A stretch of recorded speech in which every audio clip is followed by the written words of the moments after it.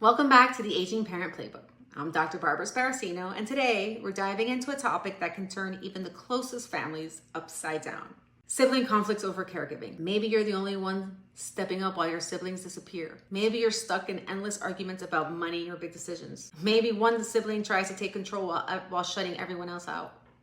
Sound familiar? You're not alone. Sibling conflicts are one of the biggest sources of stress for family caregivers. But here's the good news.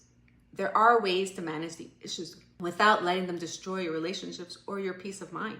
So today, I'll cover the 3 most common sibling conflicts in caregiving, how to set boundaries and get everyone on the same page, and what to do if your siblings refuse to help. Let's get into it.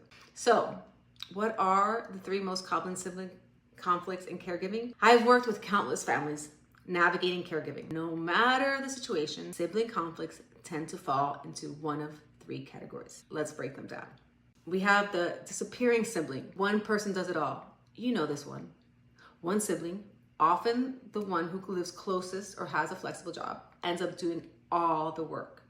Doctor's appointments, managing finances, grocery shopping, while the others offer excuses or check in occasionally with a, "Let me know if you need anything." It's frustrating, it's exhausting, and it's not fair.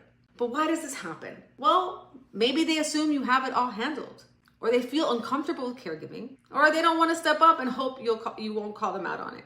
The second one is the control freak. One sibling tries to make every decision. Now here on the flip side, maybe you have the sibling who takes over everything, making decisions without consulting anyone, dismissing your concerns, or acting like they know best. They may live out of state, but still dictate what should happen. Or maybe they're involved, but refuse to listen to other perspectives. Either way, it leads to tension and resentment. Now, why does this happen? They feel more qualified to make decisions. Maybe they have control issues. Maybe they don't trust others to handle things the right way. Then, the third one, the money fight.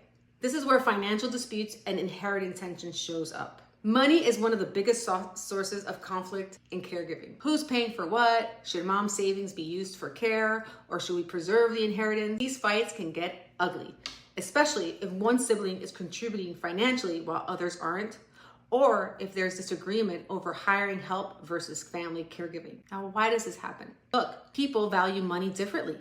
Some prioritize preserving it, others prioritize spending it for care. Also, it's common for old resentments to resurface, like who got more growing up, especially if there's no clear financial plan in place. If any of these sound familiar, you're not alone. But the good news, there are ways to navigate these conflicts in a way that protects your sanity and your relationship. So let's talk about how to set boundaries and get everyone on the same page. How do you prevent these conflicts from ruining your family relationships and making caregiving even harder? It all comes down to clear communication, boundaries, and planning. Step 1, hold regular family meetings. Look, keep them structured. This isn't a venting session. Stick to facts and solutions. Make it a regular scheduled date, whether it's weekly, monthly, quarterly. It helps to keep everyone involved. Use technology to your advantage. Zoom calls work if siblings live far away. Step 2, put everything in writing. Document caregiving responsibilities. Who is handling medical appointments?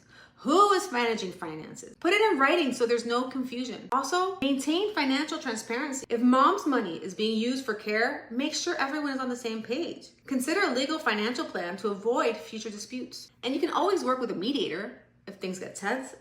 An elder care consultant or an aging parent coach or a mediator can help facilitate difficult discussions. And step 3, communicate clearly and set boundaries. It's important to be direct about what you need. Instead of saying, help out more, try, can you cover the cost of groceries each month? Can you take over scheduling doctor's appointment? And let go of unrealistic expectations. Some siblings will never step up. That's the reality.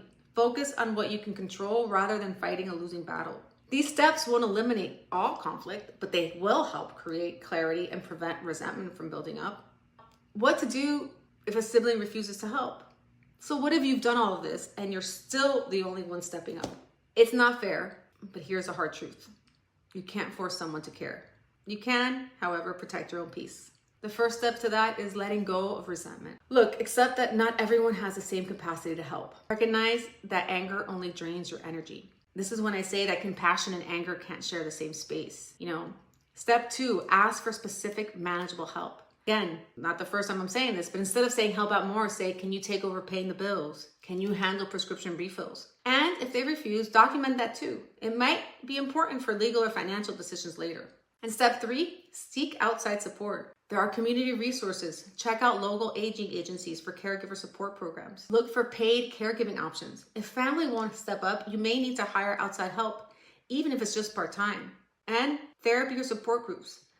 If family conflict is taking a toll on your mental health, seek support from others who understand. Most importantly, protect your mental and emotional well-being. You're doing enough, and it's okay to set boundaries with family who refuse to help. So if family caregiving has turned into a battle, you're not alone. But you don't have to let it drain you. So let's start setting boundaries, get things in writing, and most of all, focus on what you can control. If today's episode was helpful, share it with someone who might need it. And if you need one-to-one coaching or support to navigate sibling dynamics, visit theagingparentcoach.com and set up a consult with me. Take care of yourself and see you next time.